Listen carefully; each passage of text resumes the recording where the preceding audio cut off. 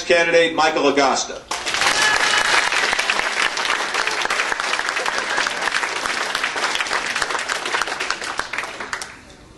How's everybody? Thank you very much for having me.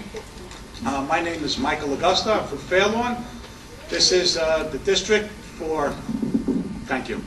This is the district that I will be running in right here in District 9. Like I said, I'm the neighboring Fairlawn. I'd like to also thank the Americans for Prosperity for hosting this event here in this district. I believe we brought a lot more revenue in the last few months than Mr. Rothman has, simply because he's been busy down in D.C. getting this health care legislation forced down our throats. Just quickly about me, I was in the military for 20 years. I was also a federal air marshal. I have a degree in political science. I'm a county committee member for Berrien County. Also, I'm the Fairlawn Republican Club president. I've been active in places where I was stationed in the military, active politically up to the point, because I fell under the Hatch Act, so I had the restrictions, so I was active to the point where I didn't cross that line. I've been back up here back in this area for the last couple of years. I opened up a small business, very small business, as myself, and I actually subbed the business out, but I had 2 part-time employees, computer consulting and computer repair. Like I said, I subbed it out because I'm focusing 100% of my efforts on this campaign. Because I definitely have the need and the feel that I want to take down Mr. Rothman. There's enough time. He's been there long enough. He's got the elitist mentality. And I'll tell you what, I'm fed up with the government intervention. And one of the things I tell you, I want to try to make a difference in the district, and the fact that I want to get that entitlement attitude out of the district. Okay. One thing that I lived as a non-commissioned officer. One of the values was be responsible and take responsibility for your actions, and that's what we definitely have to start doing. We're in a bad time now. We're in a very challenging time, and as far as I see it, the only way that we're going to be successful is if we stick together and people again assume responsibilities for their own actions. We got to pick ourselves up by the bootstraps and press forward. I've held many various leadership and management positions in both the uniformed and the civil service. So one of the things I do bring to the table is the fact that I have the experience. I know how the government works. I know how the bureaucracy works. I've gotten missions accomplished, so I know that's why I could be effective if I am elected to Congress. I know how to make it work for me and work for the people. One of the things that I want to bring up, Mr. Rothman, he happens to be on the Defense Subcommittee, and he's also on the Homeland Subcommittee. Well, I was a soldier, and I was also a federal air marshal, and I'll tell you what, I know how it works. I was on the opposite end of the spectrum. He was behind the desk throwing money, not point at you guys. He was behind the desk throwing money at the programs, at these agencies. I was the end user. I was also in the management. I was put in very precarious situations at times because of the way that of mismanagement, the way programs were funded. You have to have, you should. If you're in these type of positions, you need to have the knowledge of how the whole structure works. That's just my opinion. That's the way I see it. And I'm fortunate, like I said, that I do have that experience. Yeah, that's it. A couple things I want to bring up simply is that I do have budgetary experience, and the budgetary that experience that I do have is in tens of millions of dollars of federal government money. And this is something I brought up to with some folks. You know, I was held accountable from when I was in the military. The higher echelon would come down, and we'd have to open our books, and if you're off 3 cents, God forbid, they rake you over the coals. When I was a federal air marshal, I had a budget of $15 million for the International Hotel Program, and if you were off, again, they rake you over the coals. But there's money out there, and I don't even want to get into talk money and all of that, but there's money out there that we don't even know where it is. Again, I was the guy, and I was the one working for the government in that end, and I was held liable, but yet we got billions or billions of dollars that we don't even have accountability for. We have to get accountability. And I just want to say this: the government has no business in business. The government has no business trying to take my guns away.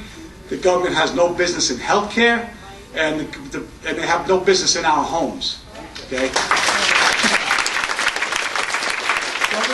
responsibility is to keep our borders secure. That is the government's responsibility.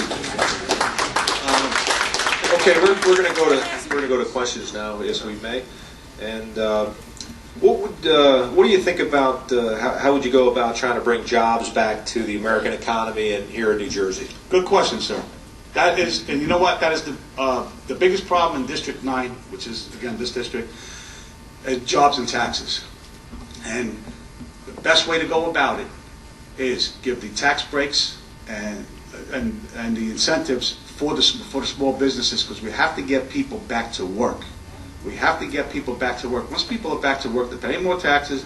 They're also able to get medical benefits on their own to do, and that's really what we need to start looking at instead of all these creative taxes. What kind of upsets me is the fact that the Obama administration was talking about some kind of fees to the banking, to the banks who were given TARP money, and them paying a fee to the government, some type of penalty. Well, yeah, the bank is going to pay it up front, but you know what's going to do? What's going to do to me? What's going to do to you and anybody else who has an ATM card? Instead of paying 50 cents or $1 for your transaction, you're going to pay $4 or $5 like it used to be 10 years ago. You're going to, instead of getting 0.5% of interest, you get 0.25% of interest. The bank is going to get that money back. So we got to stop these creative taxes, and we have to give the small businesses a break. What is your position on global warming, cap and trade, and EPA regulations? Al Gore. Okay. Somebody made out a lot of money on that. Okay, so global warming, obviously, from what I've read over the last year, is a complete farce. Cap and trade is interesting. Thank you. Cap and trade is interesting. That's another farce. Cap and trade, and one big thing about cap and trade is enforcement. So, but forget about that. That's at the end. They can't even enforce that. How hard? It's almost impossible to enforce. That's the biggest opposition. Is the opponents of cap and trade is, again, that's the enforcement piece. But what are we going to do with cap and trade? We're going to have another agency. Is it going to be another agency with another czar, with more people on payroll, make it a little bit bigger government? Are they going to fall under the Energy Commission? Where are they going to fall under? How are we going to go about this? So that's a fuss. What was the third one? Thank you, sir. Please comment on what you think the role of the U.S. military should be. The role of the U.S. military is defense. And the role of the military is defense, and to keep the United States protected. Should not be used as a political tool. Absolutely not. There's some things that are near and dear to me. Black Hawk down, and we saw all of that, and we don't want to send the wrong signal when we go into Somalia, and we send canvassed vehicles in, because the armored vehicles, for example, will send the wrong message, so we have our people die because of that. It's political. It's political. That was under Clinton. That's what he decided to do, not have armored vehicles and subjected our soldiers to their death. And he should have been held accountable for that too. But I'm sorry. Again, this is near and dear to me. The role of the military should not be a political ploy. It should be to keep us free, because we are at war, and we got to protect this. What is the legitimate role of the federal government in education? Okay, sir. The legitimate role in education is to actually provide the tools. However, the states. That's more of the states' rights, so it should be very limited at the no 10th Amendment. No, it should be, no, seriously, it's to have oversight, but not to create all this other bureaucracy. Again, bureaucracy. It's a state issue. Okay, we have one more question. It should be pretty simple. I see you were in the Army. I was in the Army as well. Every year there's the Army-Navy game is played. Who do you root for? The Navy. No, they always win.